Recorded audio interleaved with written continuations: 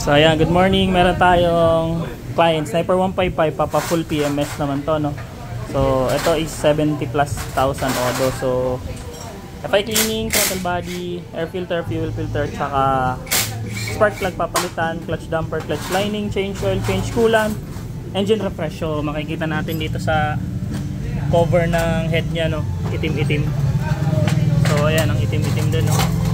So tinanong natin si bossing, sabi ko, boss, ma-clutch ka ba?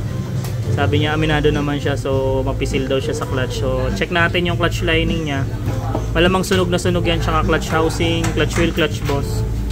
So pag mga ganito kasing senaryo na sobrang itim ng langis, may idea na tayo kung anong nangyari, no? O anong driving habit ng driver.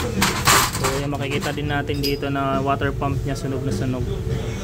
O yan, so sabi niya 1,000 pa lang daw to, pero ganito nakaitim.